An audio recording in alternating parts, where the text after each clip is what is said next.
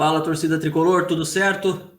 Hoje nós estamos aqui para bater um papo com um dos caras que faz o trabalho mais sensacional em formato de podcast que eu conheço quando o assunto é São Paulo, Milton Júnior. Milton do Morumbi Station. Milton, já quero começar agradecendo muito por você ter topado o papo de estar aqui com a gente hoje e já quero te perguntar, o que você faz hoje, como que é o trabalho no Morumbi Station e qual é a sua relação hoje com São Paulo? Vamos lá. Primeiro eu agradecer você, Kevin, pelo convite, o Wesley também. Desejar sorte aí no projeto, no Scout Tricolor. Cara, minha relação com São Paulo é uma relação desde sempre, né? Primeiro como uma criança que sonhava em pisar no Morumbi, depois como um adolescente que fugiu muitas vezes para estar no jogo. E aí, quando eu fiquei adulto, comecei a querer cada vez mais estar perto do São Paulo, né? Comecei a frequentar mais e mais. No começo, muito com grupos de torcedores, e depois, já numa fase mais adiantada da vida, eu comecei a ir, muitas vezes, até sozinho para o campo, para estar sempre lá vendo São Paulo, ver o maior número de jogos que eu consigo.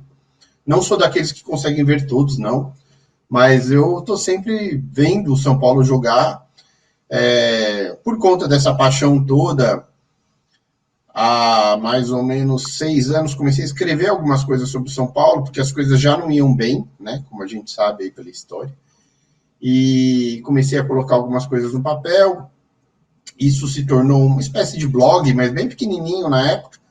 E depois disso veio um convite para participar de um podcast, a Belos Feras, né? Que a Pri Ruiz fazia com o Nando, com alguns amigos. Foi um dos primeiros podcasts que eu conheci sobre São Paulo. Fiz alguns como convidado, aí depois resolvi tentar criar um, mas logo que eu fiz os primeiros episódios de um que eu tinha criado, o pessoal do SPFcast me convidou para participar junto com eles, e lá fiquei por 2 anos, né? Fiz grandes amigos, são meus amigos até hoje. E aí, quando foi em 2018, que a coisa ficou mais séria e mais pesada em termos do que a gente estava vendo na administração, eu senti um pouco de necessidade de aprofundar nesses temas de gestão mesmo, porque a gente fala muito do jogo, e é a coisa mais legal de falar, como foi o jogo, como poderia ter sido, o que poderia ter sido feito diferente, onde acertou, onde errou, mas eu acho que os maus resultados do São Paulo não estavam passando pelo jogo só, estavam passando muito pelo tanto que o São Paulo estava sendo mal administrado, na época, na gestão Leco já, e eu senti necessidade de falar um pouco disso, como alguém do direito, né, tenho formação em direito, né, vou para 20 anos de área jurídica.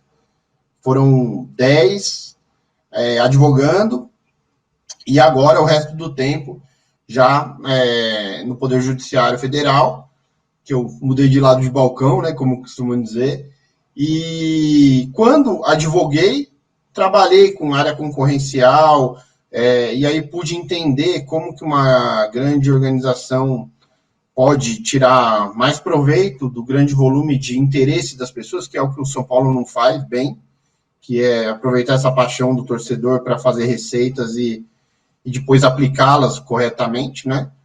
E me especializei em algumas áreas, primeiro processo civil e depois processo do trabalho, que me dá muita condição de entender essa bola de neve, que são as dívidas que o São Paulo acabou acumulando ao longo dos tempos por causa de contratos que não foram levados a cabo, fórmula de remuneração que muitas vezes não está atrelada a desempenho nenhum, então você faz um compromisso muito caro, mas se o resultado não for bom, você vai continuar tendo um valor muito alto para pagar e não vai estar nada atrelado ao que você poderia ter de um piso menor, porém um bônus por metas melhores para que você não tem um custo fixo sempre nas alturas, né? Poderia ser um pouco menor e o dinheiro ia valer mais. E comecei a me interessar por tudo isso, criei o Morumbi Station. Nas 2 primeiras temporadas fiz o podcast sozinho, mas sempre recebendo alguns convidados também.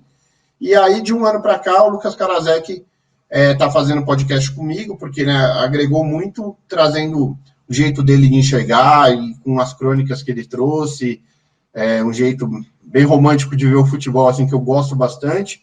E para mim, assim, achei que foi muito bom, porque às vezes, falar de gestão, falar de grandes temas que a gente já tocou lá, como a democratização, que a gente vai conversar aqui, o verdadeiro compliance, né, que trata da integridade da instituição, e algumas outras coisas, como o jogo político ali impede que haja uma renovação no ritmo que hoje o futebol demanda dos clubes. Aí, acho que isso fica um pouco pesado, às vezes, para você só ter temas assim no projeto, né? Então, quando o Lucas chegou, ficou muito mais divertido de fazer, porque aí eu também entrei no embalo dele com as crônicas, e a gente foi fazendo hora crônicas sobre jogos, sobre o jeito de ver um jogo que aconteceu coisas interessantes, mas também, de vez em quando, parando para falar de alguns temas mais espinhosos aí que a gente tem que enfrentar. Então, bem-vindo ao nosso canal, Milton. É uma honra tê-lo aqui. E, assim, eu vi vocês falando da área jurídica e eu fiquei um pouco perdido, porque eu não sou da área.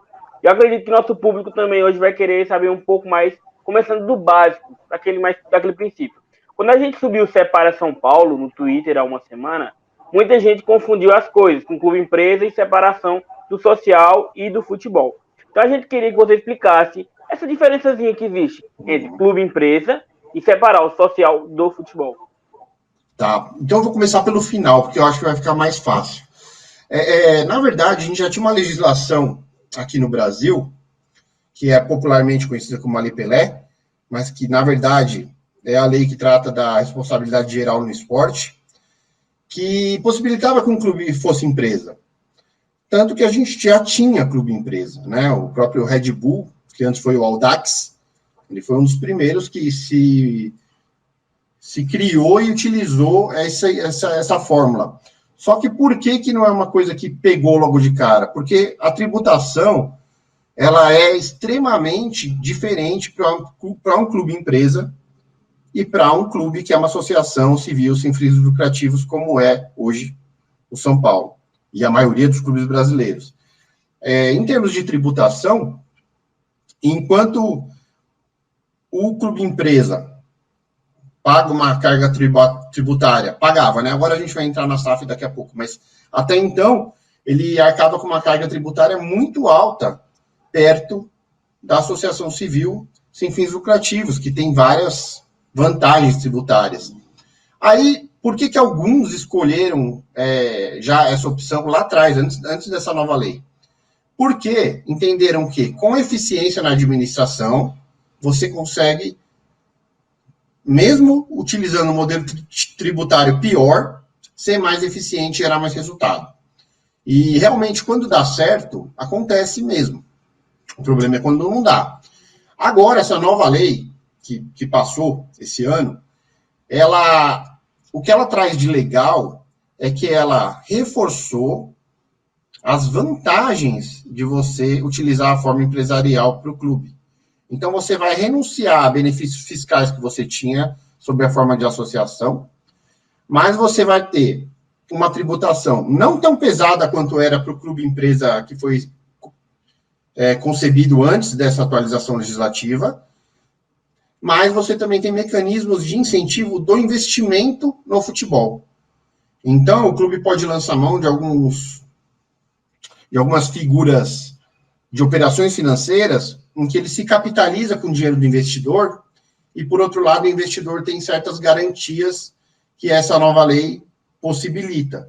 Então, eu acredito que a gente vai ter, nos próximos anos, uma migração considerável de clubes que estão hoje estruturados sob a forma de associação civil para esse modelo de clube-empresa. Eu acho que vai ser uma coisa que vai pegar.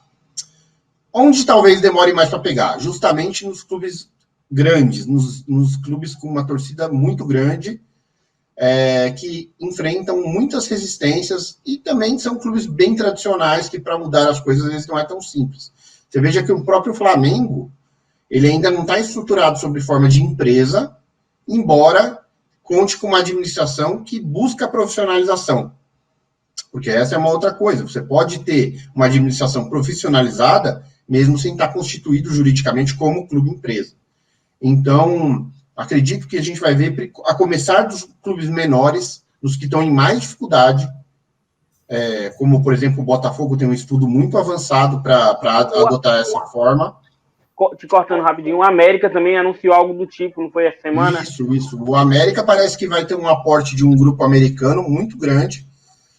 O América foi um dos clubes que a Red Bull sondou antes de decidir fechar com o Bragantino. Então, assim como a Chape também. E aí, por alguma questão lá, eles decidiram fechar com o Bragantino. Quer dizer, com o Bragantino a gente até sabe mais ou menos o porquê da preferência.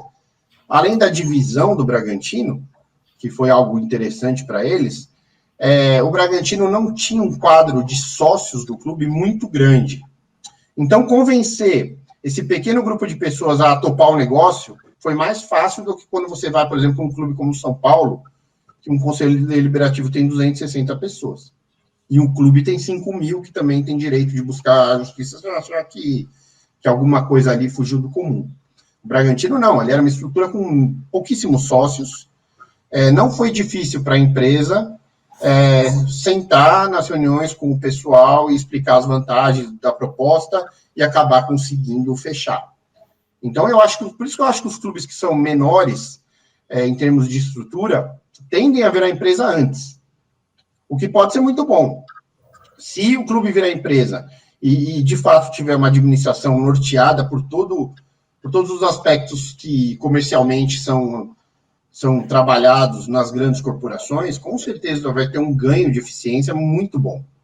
O problema é se você entregar o teu controle a um grupo empresarial que não fizer um bom trabalho. E isso, por exemplo, em Portugal, que inspirou a lei brasileira, né? Aqui é SAF, mas lá é SAD, que é a mesma coisa, Sociedade Anônima do Desporto lá, né? E aqui do futebol.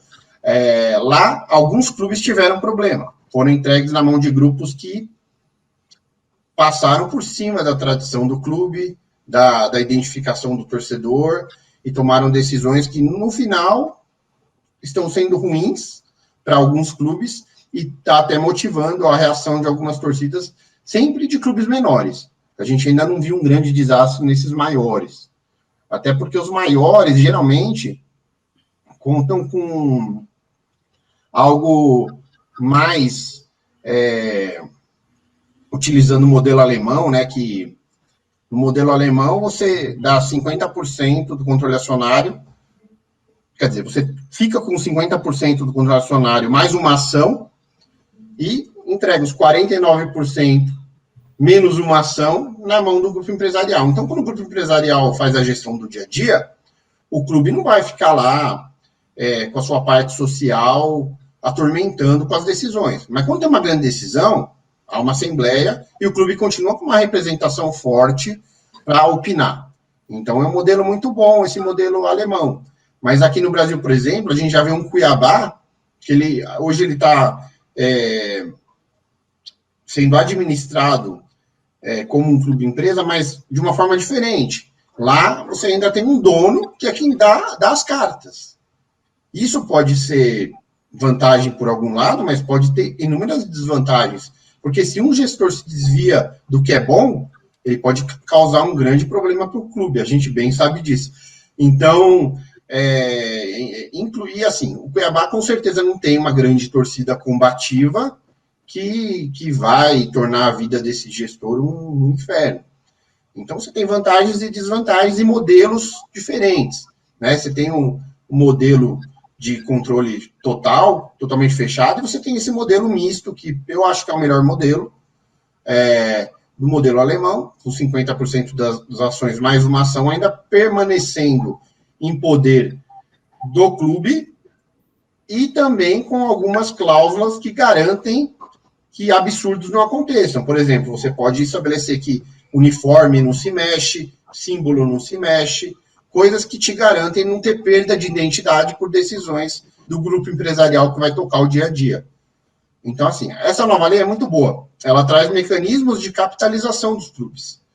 Eu acho que os clubes grandes que vencerem a resistência inicial, que é grande, é difícil convencer as pessoas que formaram o clube ao longo do tempo, de que esse novo modelo é mais condizente com com a modernidade do futebol, com o negócio que virou o futebol antes era uma atividade que tinha uma natureza quase social, e hoje não, ele é um grande negócio mesmo. Então, eu acho que os clubes maiores que conseguirem fazer isso primeiro vão ter bons aportes de grana e vão poder ser mais competitivos num espaço mais curto.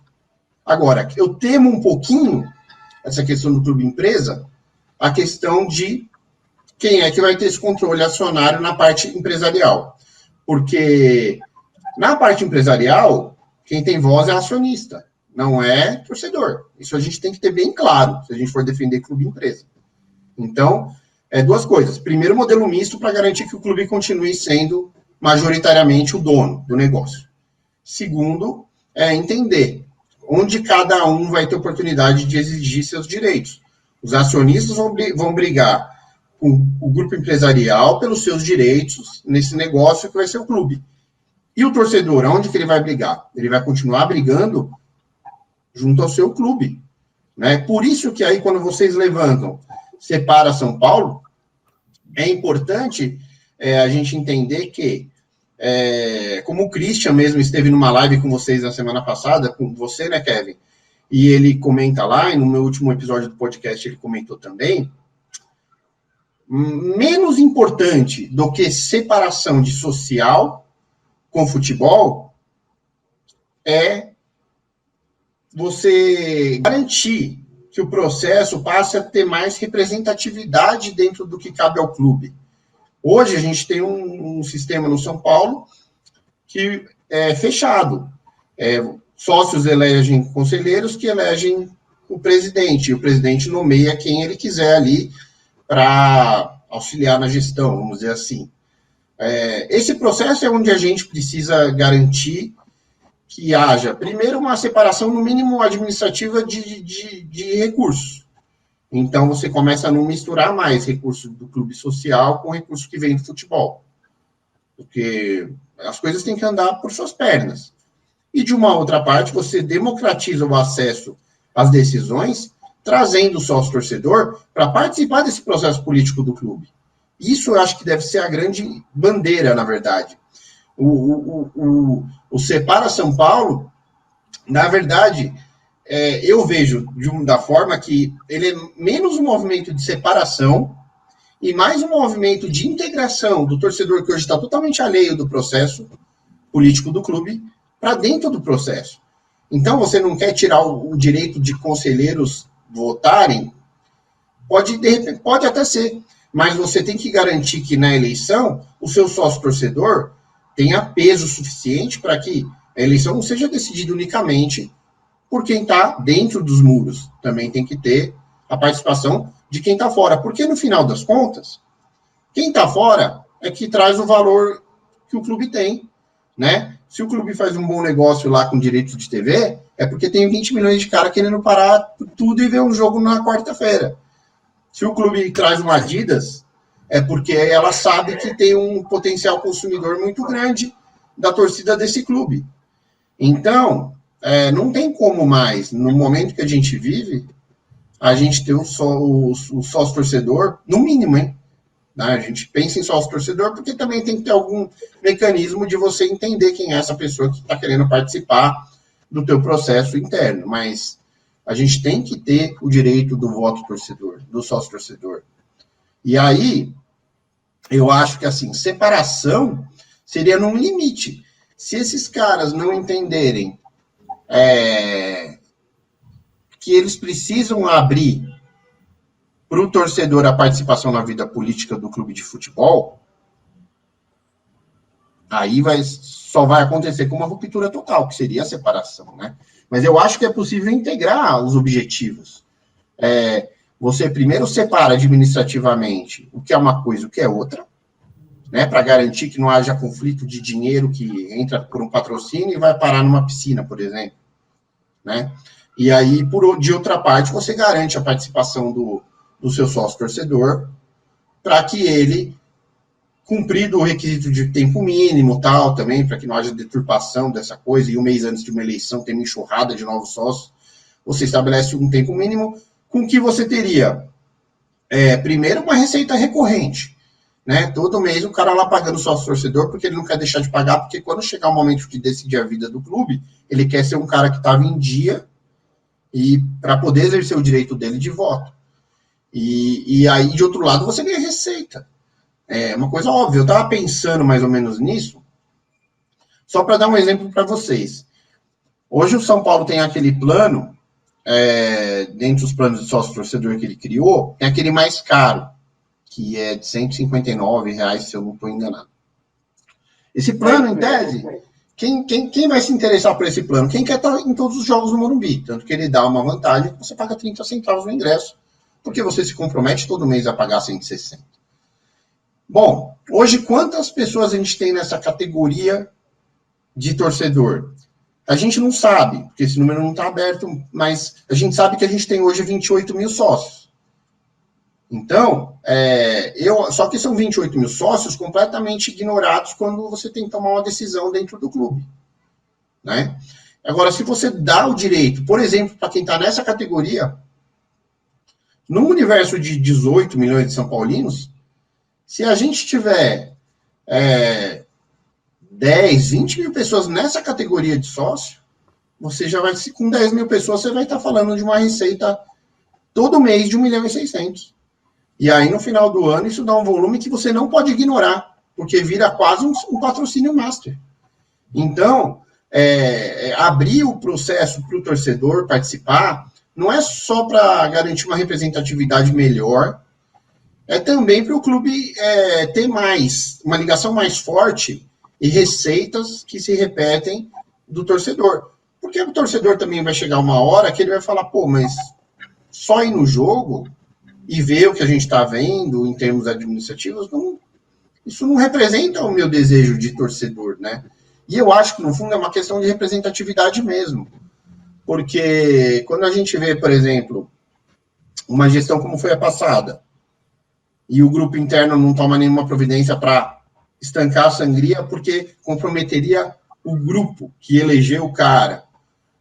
Quando você vê agora, mais grave ainda, uma denúncia de Ministério Público, e, de novo, o grupo não toma uma providência, porque ele não quer se indispor, o grupo atual não quer se indispor com o grupo que lá estava envolvido e que agora se defende, mas que, no final dos contos, integra o mesmo grupo. Você começa a enxergar bem claro essa crise de representatividade. Isso é o melhor interesse do São Paulo? Não é. O melhor interesse do São Paulo seria afastar os denunciados e dizer, se defendam, se vocês forem condenados, vocês vão ser expulsos como o Estatuto determina, se vocês não forem condenados, vocês vão ser reintegrados, como será o direito de vocês. Então, isso seria o interesse do São Paulo, seria uma resposta ao mercado, aos patrocinadores que botam dinheiro no clube, ao torcedor e até à sociedade. Só que não é isso que a gente vê sempre... será que o São Paulo é mesmo maior do que todos? A gente começa a se questionar como torcedor, porque a gente está vendo o São Paulo ser prejudicado em decisões por anos e anos, não se modernizar para poder encarar de frente as demandas atuais, e hoje o que a gente vê com a questão do acesso ao Morumbi, para o primeiro jogo pós-pandemia, mostra que realmente essa relação torcedor-clube está muito em terceiro, quarto plano. Então, a gente tem que ter uma mudança. Eu achei legal a hashtag e aderi à hashtag de vocês, por quê? Eu acho que todos nós que enxergamos que algo precisa mudar, a gente tem que externar isso. A gente tem que externar, sabe? Porque as coisas não mudam assim, porque dá na cabeça dos caras e, pô, vamos fazer alguma coisa aqui mais aberta, vamos... Não. As coisas mudam porque existe um entendimento do coletivo de que o modelo não está mais legal. E eu acho que é uma coisa que eu gostaria muito que os gestores atuais não pessoalizassem isso. A crítica, na verdade, é o modelo que o clube adota hoje. Ah, mas esse modelo foi bom em 80, foi bom em 90. Foi, mas não é mais. Tudo muda, a gente muda. A gente hoje pensa uma coisa, depois a gente se prepara mais e a gente pensa outra coisa. E por que o nosso clube não pode acompanhar? Cara, você falou, a gente estava até conversando em off. Você basicamente introduziu todos os assuntos que a gente queria abordar aqui. Então a gente agora vai basicamente falar sobre tudo que você falou um pouquinho. Você falou muito sobre o sócio torcedor e sobre o quanto seria importante que ele tivesse a condição de poder votar. Há pouco mais de uma semana, houve uma reunião do conselho que foi transmitida e lá houve até um demonstrativo de uma proposta feita com a ideia de colocar o sócio torcedor para votar. Assim, o grande problema disso talvez seja a forma como ela foi feita e como foi tratada. E aí eu não tenho como não entrar agora no assunto transparência, porque é um negócio que, para mim, pelo menos, é meio absurdo. Muitas pessoas me mandaram uma coisa e eu preciso perguntar para você sobre isso. Muita gente me mandou, cara, fala com ele sobre o contrato da Far East e tal. Porque a mesma pessoa que assina o contrato da Far East hoje está dentro da gestão, no comando de uma gestão, e assim, são tantas provas de falta de transparência que acaba ficando meio estranho para a gente. É o contrato de maior valor de patrocínio da história, e de repente você vai ver que não é um contrato de tanta transparência. Cara, minha pergunta sobre transparência é a seguinte: colocando, talvez, havendo a separação, havendo necessidade de profissionalização, você não acha que daria uma diminuída grande nesse tipo de coisa que... para que eu preciso mostrar para eles se hoje eles não são essenciais no mundo que eu estou vivendo aqui dentro do clube? Acho que passa muito por aí. Acho que dentro de um esperado, primeiro a gente vai passar a ter os balancetes trimestrais, que é uma exigência já de bastante tempo. Os balancetes trimestrais, eles não te contam toda a história, mas contam parte dela. E conseguem fazer você entender se uma área começa a desandar ou não começa. Por exemplo, se você tem um marketing que primeiro trimestre dá um resultado, no segundo ele cai, no terceiro ele cai. Você precisa esperar o quarto para mudar a área, para mudar os profissionais, ou pelo menos para cobrar todo mundo e falar de precisa de resultado no quarto trimestre? Você não precisa.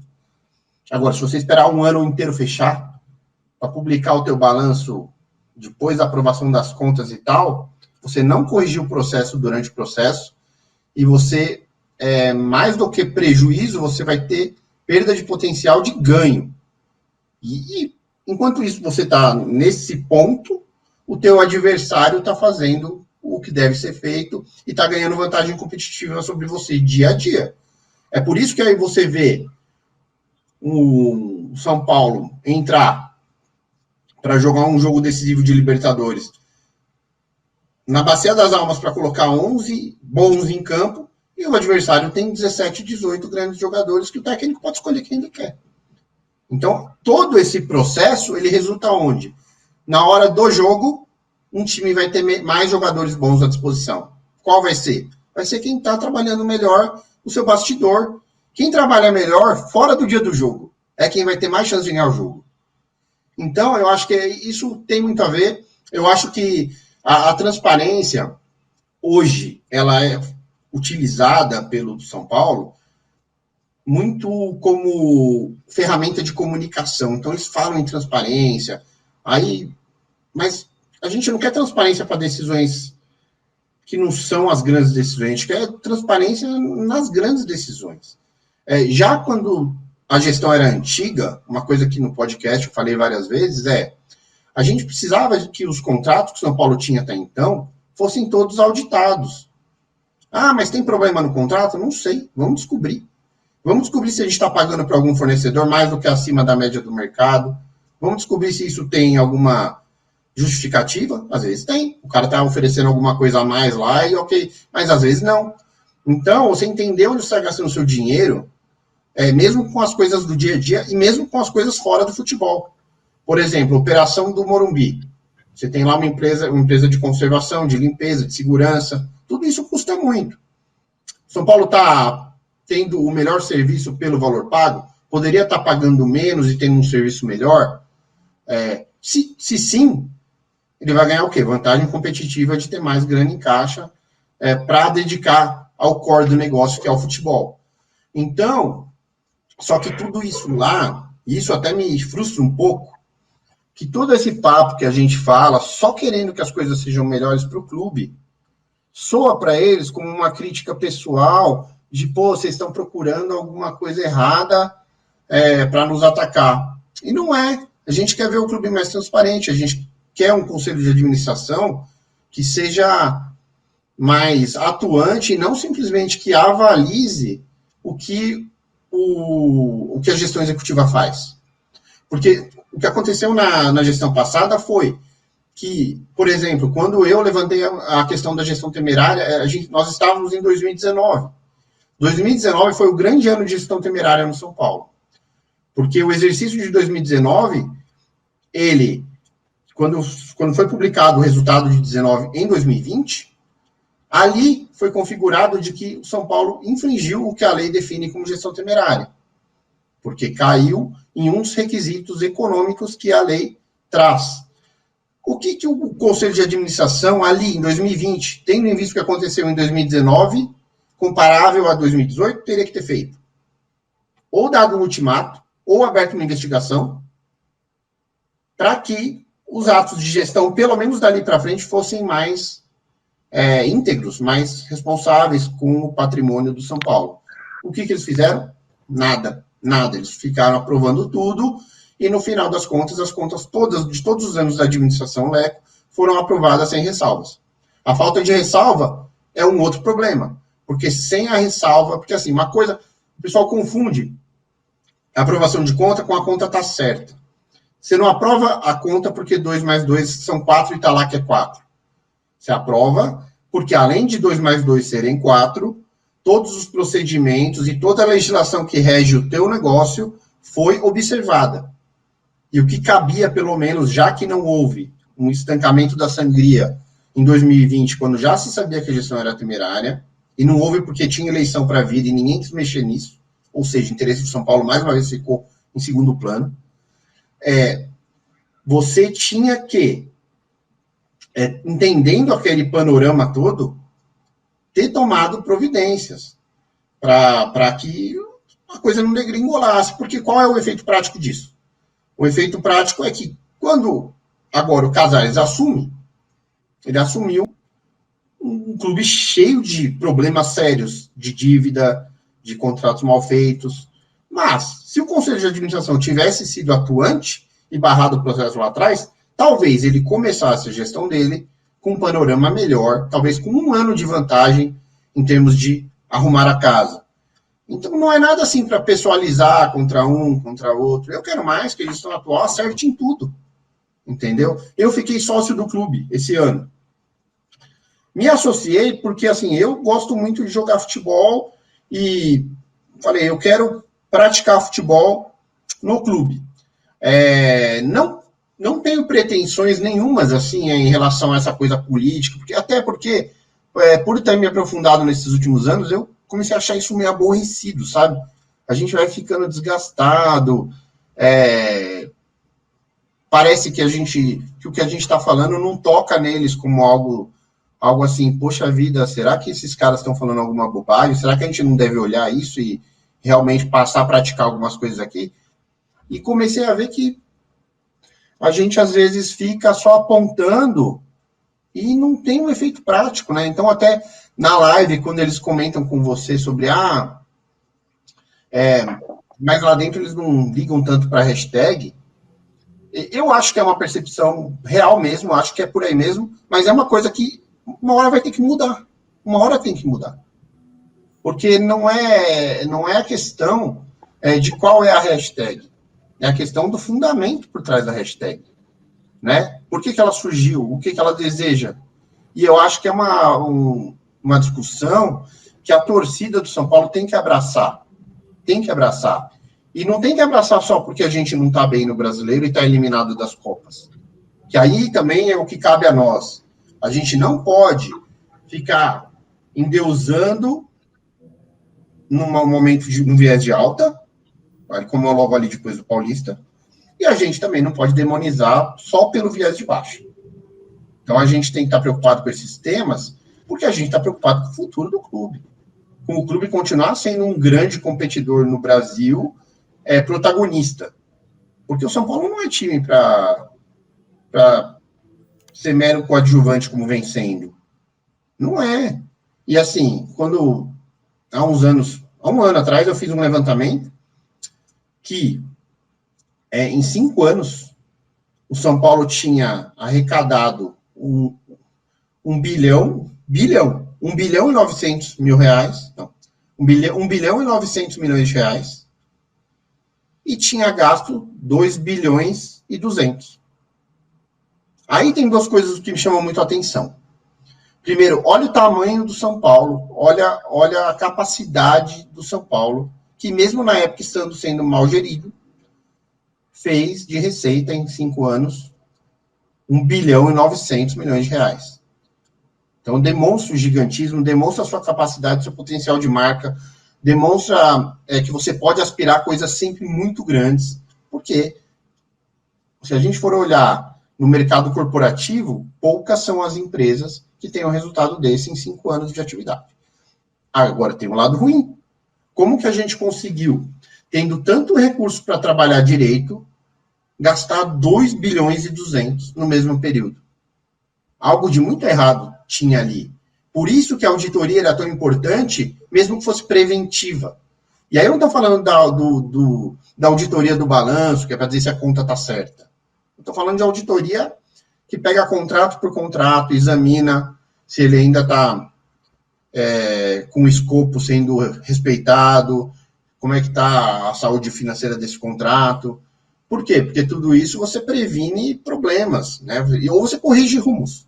Você eventualmente troca prestadores e tal.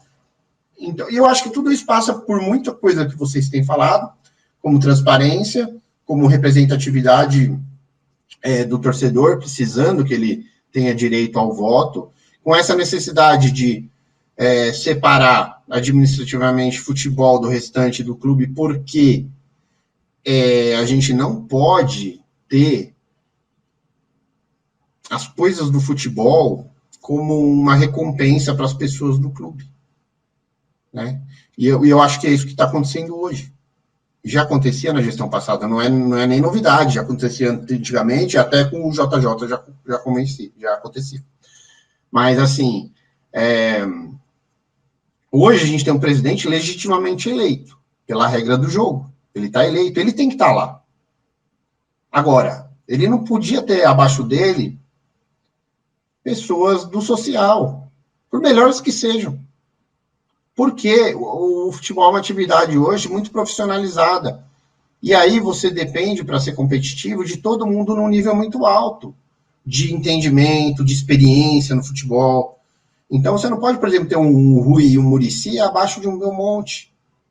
Por mais legal que talvez o Belmonte seja, não importa. Se ele é legal, se ele não é, não importa, você entendeu? Não é pessoal, poderia ser o Belmonte, poderia ser o José, poderia ser o Manuel, que qualquer um ali que veio de dentro do quadro de apoio da eleição. E aí eu acho que é um momento que a gente vive, seria uma oportunidade que o Casares tem na mão de falar para o grupo dele, obrigado, vocês me ajudaram a estar aqui, eleito legitimamente, mas agora eu preciso de gente do ramo nessa parte do negócio, que é o futebol profissional, que é a parte mais importante da existência do São Paulo. E vocês, como frequentadores e sócios, continuem fazendo atividades ligadas ao social, mas dentro do futebol, a gente não pode mais ter isso, e alguém um dia vai ter que dar esse basta. O presidente que der esse basta vai ser reconhecido lá na frente como um grande presidente. Então, eu acho que nem esse benefício ele enxerga. Ou o sistema é tão pesado que ele não se vê em condições de fazer. Se eu um dia perguntasse algo para ele, seria isso. Porque é difícil, vai desagradar? Com certeza vai.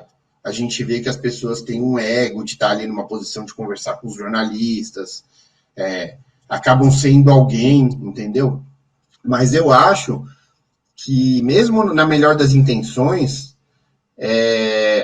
você tem que entender o que você pode fazer, entendeu? É aquela coisa, se amanhã te chamarem para ser o técnico da Portuguesa, você vai aceitar? Óbvio que você não vai. Você não foi técnico de lugar nenhum, você vai se sentir, não, dá para eu encarar, eu vou fazer bonito esse papel ali. Não vai. Não vai. Não, é uma questão de a capacidade com a prática, com o que você foi melhorando através de N trabalhos para você um dia estar num lugar gigantesco, como o São Paulo, numa posição de comando de uma área que a gente sabe não é fácil, cara. Eu fui fazer um MBA, que eu estava contando para você, de gestão esportiva, e além de todo o panorama de entender melhor como as boas práticas estão evoluídas nos grandes clubes do mundo e alguns do Brasil, a gente também vê que não é qualquer um que senta na frente de um grupo de caras que já são ricos e famosos e vivem uma vida com outro patamar de... não é nada comparável a nós, pessoas normais, com nossos trabalhos, né? São mais comparáveis a artistas, assim. Não é fácil entrar na frente de um grupo desse e convencê-los de algo, porque são pessoas com um nível de reconhecimento muito grande, que não é qualquer um que senta na frente de um grupo e dita o ritmo, né? E aí você fala, quando você tem um Muricy na frente de um grupo, você fala, isso vai dar certo, porque o cara tem uma carreira que possibilita ele, fala grosso ali, ele tem. Aí você pega um executivo como o Rui, ele tem legitimidade para estar numa mesa de negociação representando um São Paulo e jogar pesado numa mesa de negociação. Agora, se você pega um conselheiro abnegado que ajudou o grupo a ser eleito e, de repente, está lá, esse cara, perante o meio do futebol, ninguém respeita o cara. Os grandes empresários que querem trazer recurso não querem a palavra desse cara. Eles querem a palavra das pessoas do ramo. Então, eu acho que o São Paulo tem que se abrir para esse entendimento. Sabe? Eu acho que em algum momento esse entendimento até vai chegar. Porque, por exemplo, hoje, não muito ligado ao grupo, mas de certa forma ali rondando, a gente tem, por exemplo, o Kaká. O Kaká, além do estupendo jogador que foi, fantástico, ele vem se preparando também nessa área de gestão, e com certeza, isso que eu estou falando, ele falaria com muito mais propriedade. E aí você começa assim, quando chega uma figura dessa e vai se chegando, quando ele realmente tiver espaço, ou outros do mesmo tipo, vamos dizer, vai haver um salto de qualidade. O problema até lá, o que vai acontecer? Até a gente ter um exemplo legal da gente falar foi o caso do Raí. O Raí, ele tinha uma carreira tão bonita quanto a do Kaká, mas ele não teve essa formação para a área do futebol, né, embora ele já fizesse um trabalho na ONG dele, muito reconhecido até, e ele teve dificuldade, entendeu? Ele desempenhou pior do que dirigentes de outros clubes. Então, e ele é o Raí. Cara, então, assim, se o Raí não dá conta do recado, você imagina um abnegado que veio da piscina, veio do futebol, do clube, veio do... É questão só de bom senso. Mas, assim, só te cortando, você não acha que deu errado também por causa das interferências dessa galera? Porque essa galera tem o direito de interferir em todos os trabalhos hoje. E isso não é... Tanto que quando tem mau resultado, você sempre ouve falar, os conselheiros estão pedindo a cabeça do técnico. Então é uma ingerência, assim, que é inadmissível. Tipo, conselheiros podem estar pedindo a cabeça de quem for, mas a gestão executiva jamais pode dar ouvidos a isso. Jamais. Porque não são pessoas técnicas querendo decidir sobre algo. Entendeu? Então, por que eu acho que tem que ter o aumento da representatividade do torcedor através do sócio-torcedor dentro do clube? Para que no processo de escolha do líder, a gente tenha direito de opinar. certo? Mas a partir daí, é com o líder e com a sua equipe. Como hoje é com o Casares e a equipe dele. Cabe a eles, são eles que têm que tomar as decisões. Por mais que a gente opine aqui no canal uma coisa, o outro canal vai opinar outra coisa, mas no fundo, quem está lá na frente da cadeira com a caneta na mão são eles. Então, desmistifica um pouquinho que você dá o direito do torcedor participar do processo, vai causar tumulto. Não vai. Ele só vai começar a integrar uma etapa que é a escolha do presidente. Mas a partir daí, não é mais com o sócio-torcedor alguma decisão. Continua, porque o sócio também não vai ter direito de chegar e cobrar alguma coisa como o conselheiro faz hoje.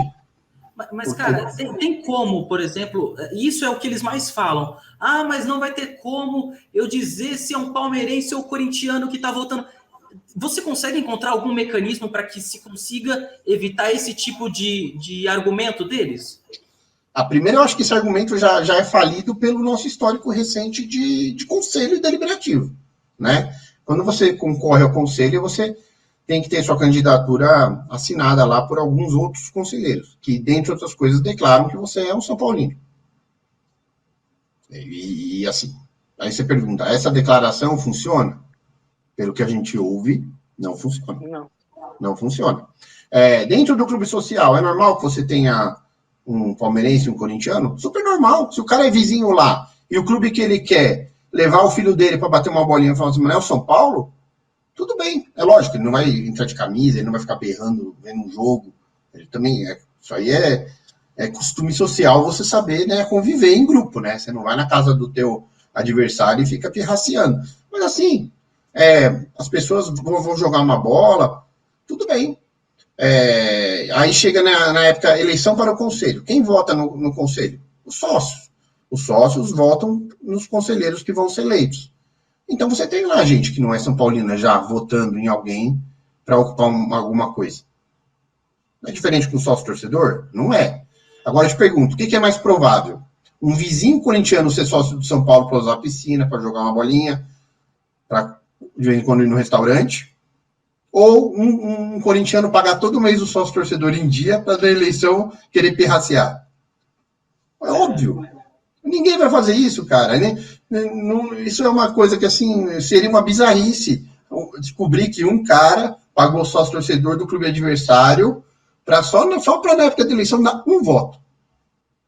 Entendeu como é o medo, assim? É um argumento muito fraco para segurar a participação do teu torcedor, que é quem te financia, que é quem te empurra no momento de dificuldade, que é quem te fez ser do tamanho que é. Porque é uma sinergia, cara. 2017, sem o torcedor, o São Paulo tinha caído. Não foi só o Hernanes que deu aquele up no time. O Hernanes fez a parte do time dentro de campo. Ele, o Petro. Agora, lá em cima, tinha 40 mil caras gritando todo o jogo. E se não tivesse? Aquele grupo ia ter levantado moralmente para não ter caído? Não ia, cara. Então, como é que você pode, na hora das coisas importantes, deixar essa representatividade totalmente de lado para dizer, não, aqui somos um grupo fechado? Não pode ser. Foi em algum momento e deu certo em algum momento? Muito bom para a história. Hoje, dificilmente vai dar certo. Ô Milton, e tira uma dúvida, que eu acho que é dúvida de boa parte da galera, quando a gente posta essa questão do clube empresa. Uma das maiores críticas que eu vejo, que é falando sobre as dívidas desses clubes. Por exemplo, hoje nós temos um Corinthians, um Cruzeiro e um Inter, um São Paulo, com dívidas absurdas. Como ficariam essas dívidas desses clubes a partir do momento que eles se tornassem empresas, seja de uma maneira mais, como tu falou, alemã, ou uma maneira inteira? Como que fica essa questão das dívidas do clube? Essa é uma questão complexa, porque dentro de uma normalidade, o grupo investidor não compra só a parte boa do clube, compra também a parte de débitos a saldar. Já vi casos que, por conta disso, um exemplo disso é o Botafogo do interior de São Paulo, que também é estruturado sobre a forma de clube-empresa. Para que a empresa não assumisse a parte dos débitos, eles constituíram uma empresa para administrar o estádio e vender as propriedades do clube, marca, patrocínio, direito de televisão, e deixaram com o clube a parte de débitos. Rapaz, isso aí pode dar uma confusão a longo prazo, entendeu? Porque o credor, ele não quer saber, ele quer no final receber e ele vai tentar obter o reconhecimento da confusão patrimonial entre a parte que é empresa e a parte que não é. Eu não acho que é um modelo bom. Eu acho que é um modelo um pouquinho querendo ser mais esperto que o rei, sabe? Numa normalidade, quem resolver investir no time, assumir a gestão do patrimônio e assumir a gestão das dívidas. E aí eu acho que até o São Paulo tem, antes de pensar em virar empresa, que começar a ser mais atrativo para os potenciais investidores do futuro. Então, por exemplo, quando a gente fala com o torcedor, vamos conceder o Morumbi para ter um aporte de investimentos aí, sei lá, por 20 anos. Como o Morumbi é um estádio quitado, um estádio que provavelmente não vai passar por grandes reformas estruturais, a maioria dos torcedores que eu converso dizem, pô, não queria que o São Paulo perdesse a possibilidade de fazer a gestão do Morumbi como ele bem entender. E eu também não acho que é o melhor modelo para o São Paulo, só para o São Paulo. Porque o São Paulo realmente tem um patrimônio invejável, constituído, pago, sem ônus em cima. E eu acho que bilheteria, dentro de uma normalidade, né? Não agora na pandemia, mas dentro de uma normalidade, receita de bilheteria e receita de shows é uma receita muito importante para clube de futebol. Então, o que o São Paulo poderia fazer? Tentar conceder para grandes administradores de grupos de shoppings, por exemplo, a concessão só do concept hall, para que aquele espaço fosse comercialmente melhor explorado e aí tivesse algum aporte de recurso que não resolveria todos os problemas, né? Hoje a dívida bate aí na casa dos 800, 900 milhões, mas resolveria parte do problema, ou pelo menos começaria a resolver o problema, e deixaria o clube mais saudável para que quando estiver madura a questão de se tornar um clube empresa, o clube está mais saudável e aí, portanto, ele vai valer mais, né? Quem tiver que investir vai ter que investir mais para poder se associar à gestão do São Paulo. Porque hoje, da forma que está, totalmente mal administrado, com um estádio muitas vezes ocioso, o São Paulo vale menos para o olho do investidor. Então, acho que a batalha do São Paulo para esses próximos anos, antes de virar empresa, vai ser arrumar a administração, profissionalizar, ser mais eficiente em todas as suas áreas de negócio, para que aí sim, quando falar para o mercado, vem aqui, falar numa situação de alta e não de baixa.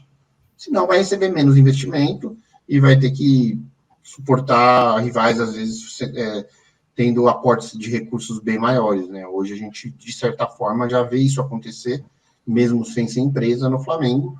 Você vai olhar o valor de patrocínio do Flamengo, é muito superior ao valor de patrocínio do São Paulo. Você vai olhar o investimento de direito de televisão, conseguem receber muito mais do que o São Paulo. Por quê? Porque estão mais saudáveis e precisando menos. Então, quem quer se valer do poder da torcida deles, tem que pagar mais para eles. Porque eles não estão precisando tanto. Quando você está precisando, você consegue menos pelo que você tem. Cara, não tem como não conversar com você e não abordar um dos problemas principais da ideia de separação fosse a questão tributária.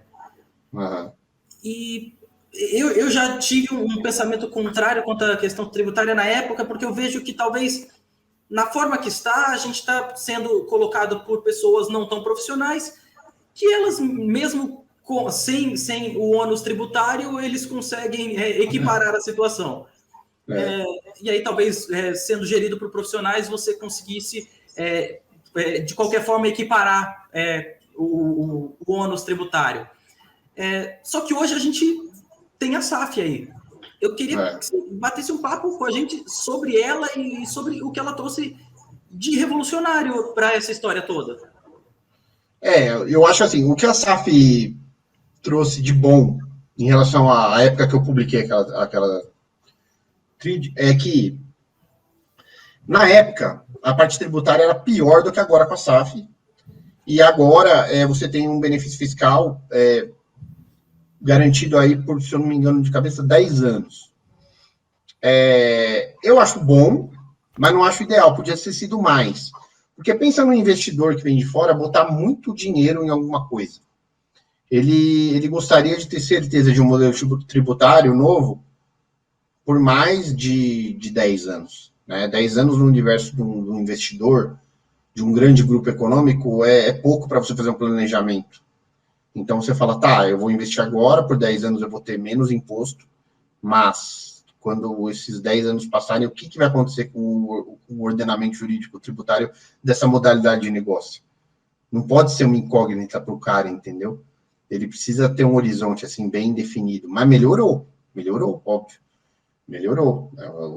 Hoje, um clube que adotar a forma empresarial não vai pagar a mesma tributação de uma empresa de qualquer outra área. Ele já vai ser beneficiado. Né? Então, é vantajoso e acho que aí eu acho que entra um papel que a gente ainda não conhece muito bem, que até eu tenho curiosidade de entender isso. Quem é essa figura que vai trazer o grupo investidor para o clube? Entendeu? Quem é? Sei lá, quem é que vai entrar nesse jogo pesado? Será que vão ser grandes grupos de investimento do mundo? Ou será que vão ser pessoas físicas que a gente mal sabe quem é? E por que isso é importante? Vou te dar um exemplo. Se um pool de empresas investidoras que tem no meio dela, sei lá, uma Ernst Young da vida, resolve falar para um grupo de investidores, vamos investir aqui no São Paulo. A gente, olhando de fora, tende a ter a calma de que a coisa vai ser feita dentro de um patamar de integridade bem alto. Agora, se aparece um que é a Jurabichã da vida, falando que está trazendo um investimento para São Paulo, e aí? O Corinthians, naquela época, só não teve grandes problemas porque a regra da FIFA não era a que tem hoje, que por débitos você perde ponto, você cai de divisão. Porque se fosse... É que talvez hoje a gente já viva com jacks por aí, né? Então... mas eu acho que tem, assim, a figura do espertinho existe em todas as áreas de negócio, sabe? Do cara que só quer a parte, só quer a boa, só quer estar na boa. Mas eu acho que aí é que está a fortaleza da instituição. Se ela tem junto dela um parceiro como uma Big Four na área de auditoria, esses caras se afastam naturalmente. Porque ele não vai passar a cara de pau de fazer uma reunião no clube sabendo que ele está assistido por uma grande auditoria que vai falar, nem pensar em fazer negócio com esse cara. Você entendeu? O nível de investimento que você atrai, tendo do seu lado gente séria, é investimento sério. Agora, se você não tem gente séria, acontece o que a gente viu lá. A empresa chega, faz o que quiser, na hora é aquele boom de alegria, daqui a pouco ela fala, vou embora. E aí, o clube perde todo mundo. O Palmeiras, com uma Parmalat que era séria, de um ano para o outro, eu vi um elenco nota 9 virar um elenco nota 5. Quando a Parmalat falou, me dá no jogador, né? Que eu vou embora. Entendeu? Fluminense então, também, né? Também. Então, você vê que existe risco sempre. Aí, dependendo de quanto você foi previdente, teu risco é mitigado. Mas se você não for, o risco aumenta. E aí eu tenho muita curiosidade de saber como serão esses grupos de investidores, quem vai compor, né? Porque, por exemplo, esse negócio do América que vocês comentaram no começo da live, tende a ser uma coisa interessante, porque os investidores americanos quem estão colocando mais dinheiro no mundo inteiro. Os clubes europeus estão recebendo grandes aportes dos investidores americanos. Grupos de investimento europeus estão colocando dinheiro no futebol. Tanto que o Michael Jordan agora fez um rendimento de milhões só porque o Messi saiu do Barcelona e foi parar no PSG. Então, assim, ele investe em um grupo de investimento que, por sua vez, investe no futebol europeu e nesse negócio foi bom. Então, assim, os americanos, embora o futebol lá ainda não seja o melhor futebol para se ver um campeonato, eles já entenderam o potencial de negócio do futebol. Então, possivelmente, o América está negociando com gente séria. Eu vi que eles estão investindo em 3 clubes, né? Em um em cada lugar do mundo. E isso tem sido uma tendência. Você tem o grupo City, né, que tem o clube em Nova York, tem o clube na Inglaterra, e aqui na América do Sul também tem um. E tem sido uma forma de diversificar, de explorar novos mercados. Então, se você consegue, sei lá, um parceiro desses pesos assim, você tem uma tendência de estar assim, competindo sempre no máximo de chance de ser protagonista. O clube empresa, assim, é um assunto que você perguntasse para mim, Milton, você gostaria que o São Paulo virasse empresa ou não? Hoje eu diria que não, mas entendendo que pode ser um grande negócio, sabe? E aí você fala, mas então por que não? Porque hoje eu não confio na integridade do que o São Paulo apresenta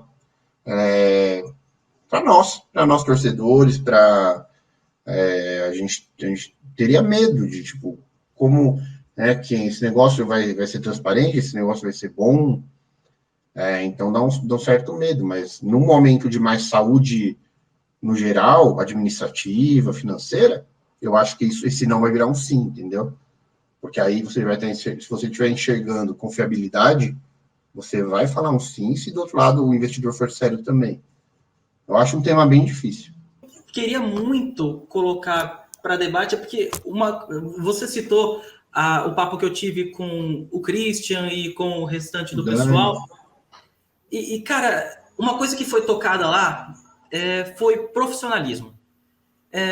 E sempre que a gente pensa em profissionalismo, a primeira coisa que a gente pensa é em Flamengo hoje. Porque foi o clube que, através de sangrar, conseguiu fazer com que as coisas funcionassem para eles. O problema é que, com certeza você deve conhecer o projeto que foi levado ao São Paulo, do Rodrigo Monteiro e tal. E, poxa, o Rodrigo Monteiro é um cara capaz. Eu acho que ele é um cara super qualificado. E, cara, o problema é que pessoas assim, elas hoje não são ouvidas. Pronto, é isso mesmo. Exatamente isso. Eu acho que esse é o grande problema. O São Paulo é um clube que, na história dele, as pessoas como o Rodrigo Monteiro eram a maioria.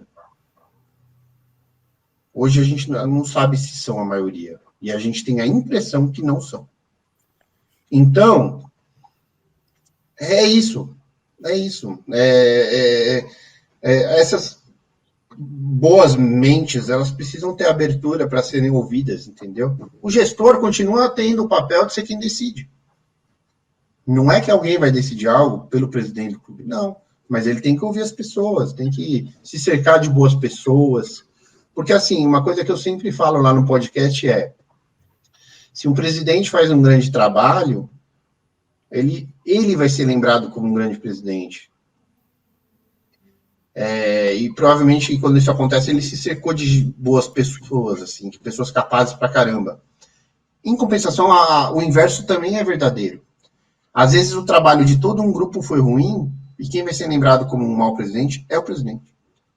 Então, essa coisa de ouvir as boas pessoas, ouvir as pessoas capazes, tem que partir do próprio interessado, em primeiro lugar.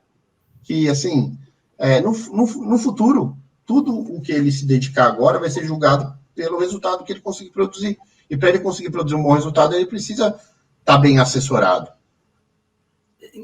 Mas não é exatamente isso que a gente acaba voltando para a história da separação, porque, assim, o Rodrigo, ele é um cara que hoje não é ouvido porque ele não está dentro da patotinha.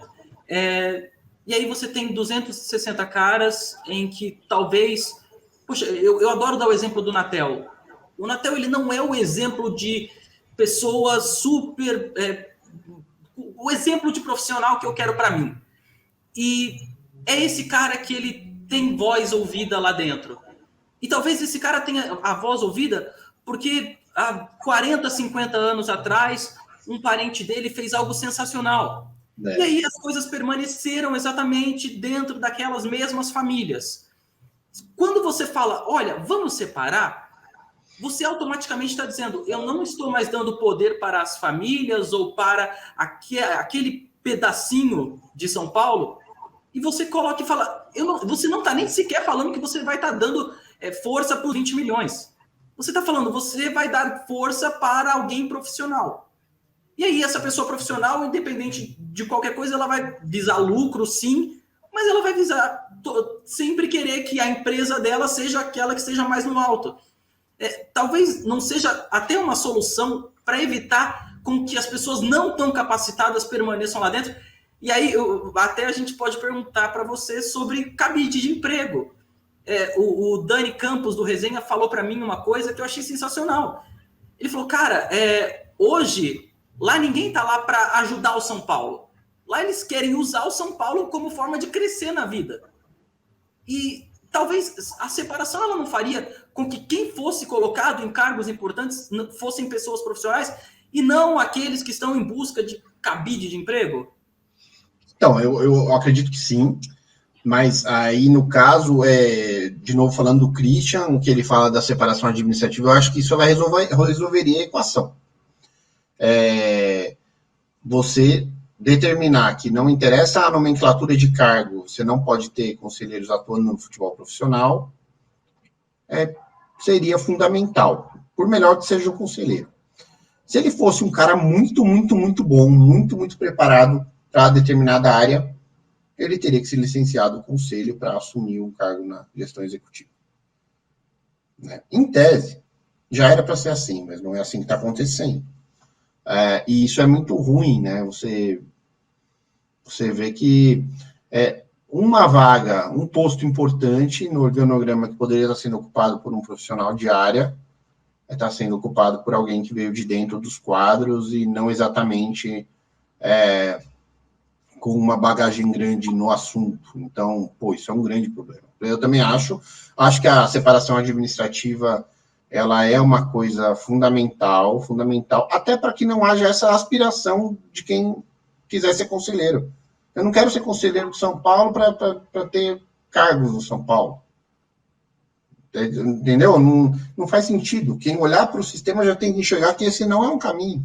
Não é um caminho. E, fatalmente, melhoraria todo o sistema de governança se isso não acontecesse. Com o tempo, as pessoas iriam entender que melhoraria. Até porque, por exemplo, aquela pressão interna que você comentou lá atrás não existiria. Tá com dificuldade o time, não sei o quê. Não ia ter gente batendo na porta lá, interrompendo o dia de trabalho de um presidente para cobrar alguma coisa porque votou nele na eleição. Né? Então, ia ser tão óbvio que não tem contato entre as áreas que as pessoas iam mudar a cultura organizacional e parar de bater na porta para querer ficar interferindo em trabalho, em quem é técnico, em quem vai assumir, sei lá, uma função em Cotia ou na Barra Funda. Ia ser muito melhor, ia ser muito mais saudável, né? Muito mais saudável para o São Paulo.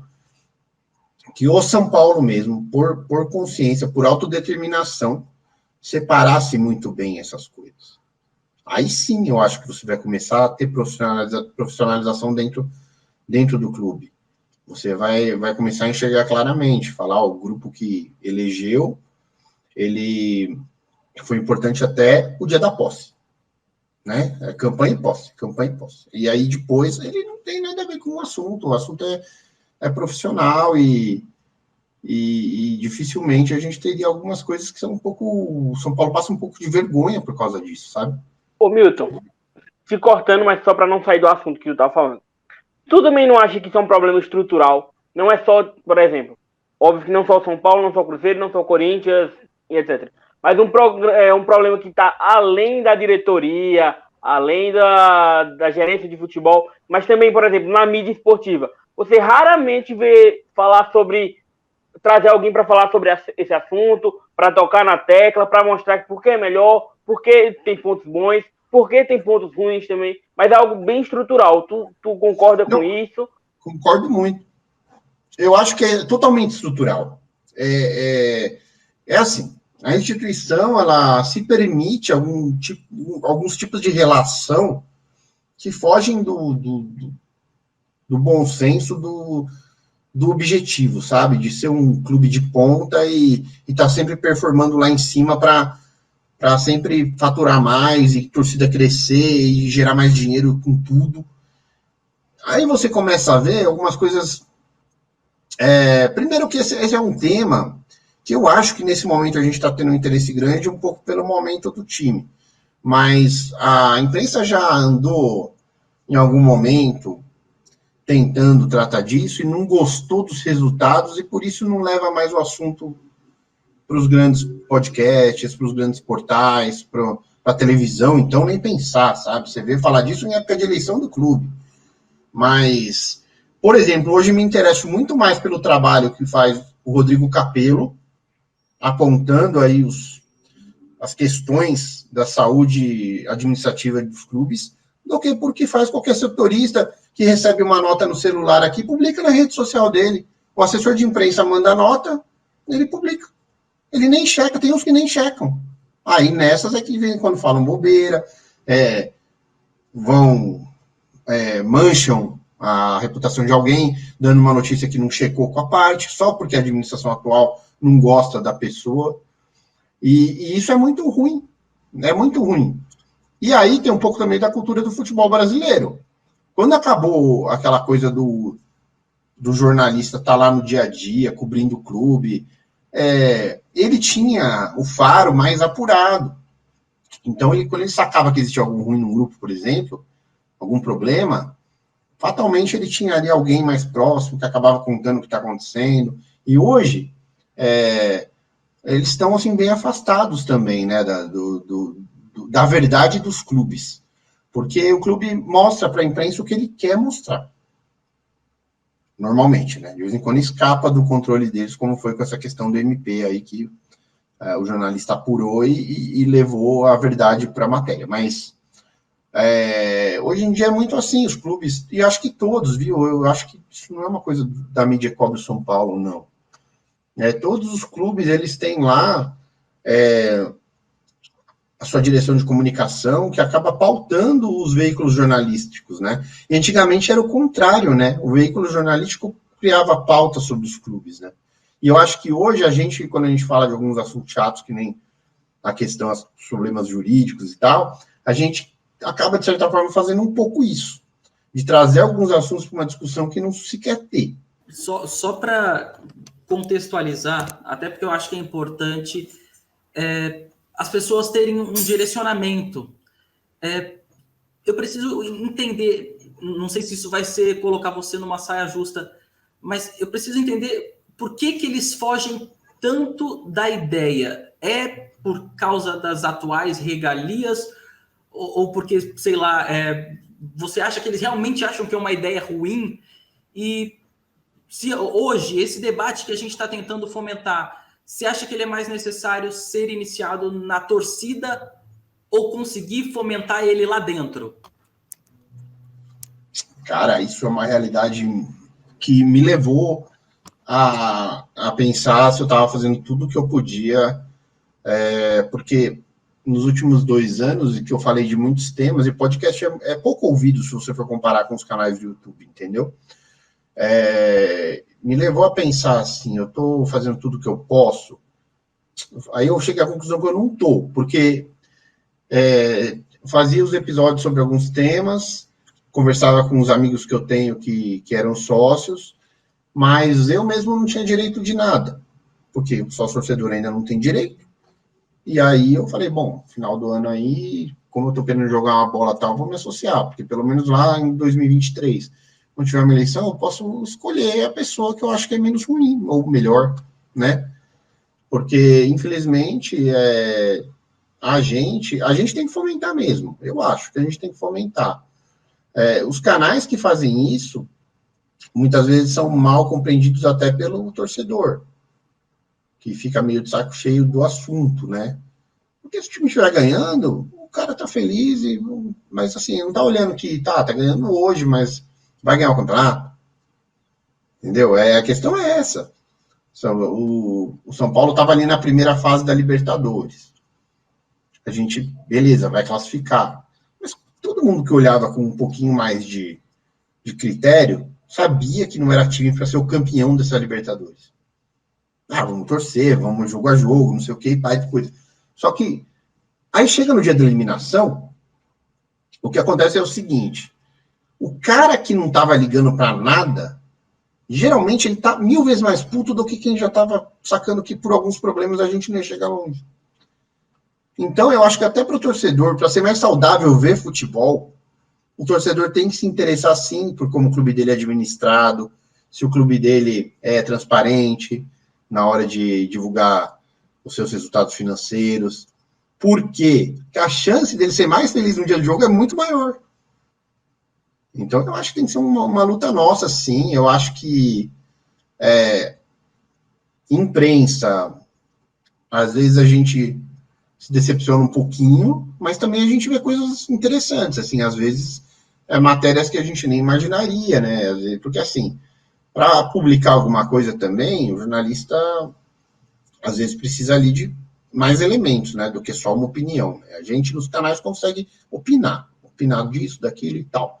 Agora, claro, a gente também nunca, pelo menos no canal que for sério, ele não vai inventar uma notícia sobre nada, porque primeiro que não somos jornalistas, então já começa daí, mas segundo que para você dar uma novidade, você precisa estar embasado, né? Então, eu acho que cada um tem o seu papel nisso daí. A imprensa continua tendo o papel dela, que é muito importante, que ninguém vai nunca substituir, para analisar não só o jogo de futebol, mas também o negócio de futebol, como o Rodrigo Capello faz brilhantemente.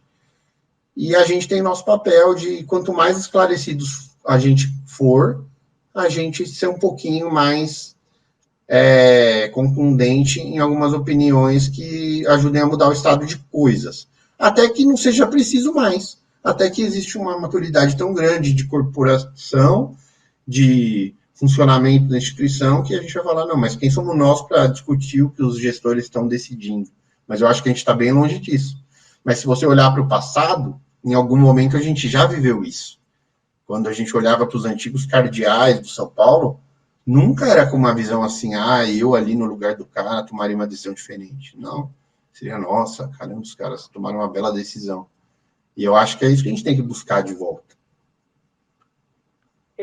Ô Milton, agora para a gente ir para a última pergunta, eu acho que é um tema que o pessoal gosta de tocar bastante. Sempre que eu vejo a publicação sobre, tem muitos comentários problematizando as questões. É a questão do basquete, do vôlei, do futsal. Você acha que o clube tem como arcar com essas questões? Ou se eles, com a separação, eles teriam que arcar por conta própria? E se não, qual caminho seria melhor para seguir, para que seja de uma boa coeficiência para cada um?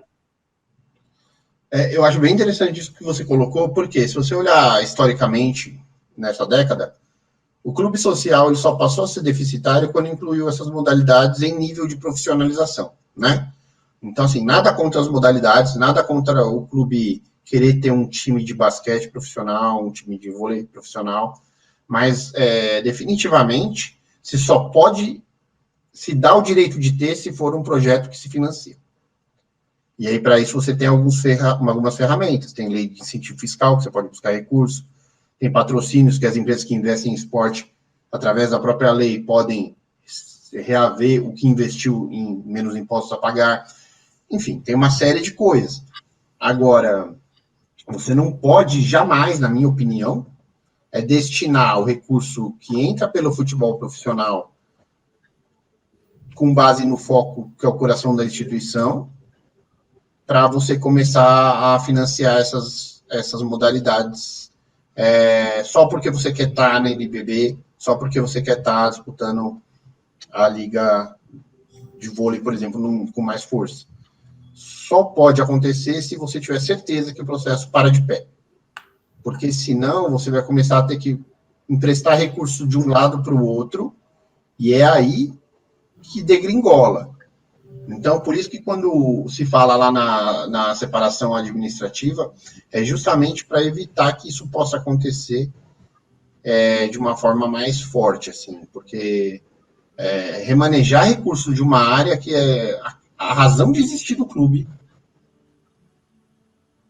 como o futebol, para uma área que não é a razão de existir do clube.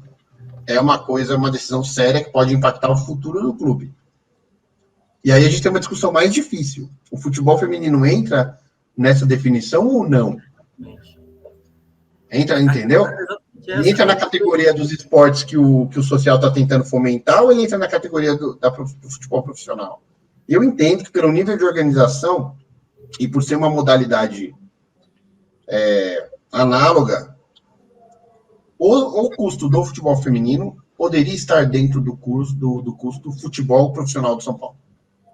Mas já as outras modalidades, eu acho que elas têm que ou caminhar com recursos próprios ou ser mantidas pelo social se condições houverem. O que é difícil, hein? Porque, a gente tem jogador aí que, na NBB, caras que são feras, que são grandes jogadores, que passaram por clubes enormes e não é fácil montar um time com esse nível de competitividade e parar de pé um projeto num esporte que ainda não é tão lucrativo, né? Você vê os grandes clubes do NBB, são clubes primeiro com uma identificação com o basquete muito, muito, muito grande, né? Pega um Franca, por exemplo, historicamente sempre teve um time de basquete forte, com uma população local que já ama a modalidade, que frequenta ginásio com uma habitualidade que a gente ainda não tem, embora o ginásio de São Paulo tenha estado bonito nos jogos do NBB, quando tinha público, né? Agora não temos. Mas eu acho que a questão tem que parar de pé financeiramente o projeto, por mais bonito que ele seja. Não dá para ser muito romântico, entendeu? Tipo, a gente gostaria que a ginasta campeã olímpica fosse um atleta do São Paulo, a gente amaria. Mas se não estiver sendo viável manter a modalidade para formar o atleta e levar ele até uma Olimpíada e vencer, é melhor manter a modalidade como algo lúdico que não traga grandes custos, né? Esses custos assim, quando a gente fala de nível profissional de competição, é sempre muito mais caro do que falar de vamos ter um time de basquete para jogar contra outro clube e tal, uma coisa assim menos séria, né? Então, acho que tem que parar de pé, não tem outra alternativa, porque senão a gente vai começar a drenar os recursos, que já são poucos do futebol, para canalizar em outras áreas aí que não é nossa especialidade, e que qual vai ser o ganho a longo prazo dessa ação agora? Só vai valer a pena se a gente tiver certeza que o projeto é um projeto para uma longevidade muito grande, para se tornar algo muito da cultura do torcedor de São Paulo. Então, não sei. Mas eu acho aí também tem uma questão que, embora eu ache basquete legal, eu não sou o cara mais apaixonado por basquete. Eu acho que talvez o cara mais apaixonado teria que ter uma visão mais benevolente, assim, entendeu? Eu até entenderia, mas é a minha opinião. Então, a gente chega ao fim aqui da nossa entrevista, Milton. A gente quer agradecer muito a sua participação, tanto eu quanto o Kevin estamos muito felizes. A Scout inteira também agradece. Somos vários membros, alguns estão em outra reunião já agora, com outro participante, mas a gente agradece imensamente a conversa. Eu sei que era conversa para mais de 2, 3 horas, porque tem muito tema, muita coisa interessante. Você é uma pessoa que entende pra caramba do assunto, e eu acho que é um assunto que se faz necessário conversar. Então, já fica aqui o convite para uma parte 2, para que a gente possa conversar mais um pouco sobre outros temas, outros direcionamentos. E agora fica aberto para você falar o que você quiser agora nesse final. E para a gente dar aquele encerramento, deixar suas redes sociais. E obrigado. Tá, eu que agradeço mais uma vez aí o papo. Na verdade, eu acho que quanto mais a gente falar dessas coisas, vai ser melhor para o São Paulo de 10 anos lá na frente. Então, é muito legal ver vocês levantando um movimento em prol desse diálogo. A gente percebe uma coisa que até é importante você ter falado para me lembrar de dizer aqui. A gente percebe que quem tem um projeto mais novo tem um gás, uma garra para fazer que já é maior do que a nossa que está com um projeto um pouco mais longo. Entendeu? A gente tem persistência, né? Mas a garra do início, cara, essa garra que vocês estão agora, tem que aproveitar isso realmente para essa energia para fazer levantar as pautas importantes mesmo, olhar para o campo, sim, porque é muito bom, mas também olhar um pouquinho para essa questão que vai propiciar que no campo a coisa esteja bem, sabe?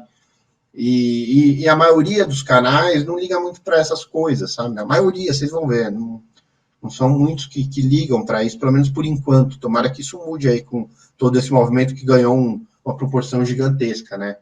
Mas, assim, eu espero mesmo que cada vez mais o torcedor queira escutar as pessoas que conhecem do assunto. E aí, eu não estou falando de mim, não. Eu estou falando da galera como o Rodrigo Monteiro, como o Capello, que realmente tem uma vivência aí já grande no meio. E se está falando algo, não iria ser para querer se levantar através de uma opinião, assim, simplesmente por conhecimento de causa que esse pessoal fala, né? Então, por exemplo, lá no curso eu tive contato com vários profissionais que estão nesse mercado de futebol há muito tempo. E aí, quando você para e ouve algumas opiniões, e você fala, pô, como que esses caras não estão sendo ouvidos nem pelos clubes? Nem pelos clubes. Então, se os clubes não ouvem, a gente tem que tentar ouvir, tem que tentar falar e buscar ampliar nosso conhecimento aí sobre tudo que envolve a bola. Valeu, muito obrigado. As redes sociais, né?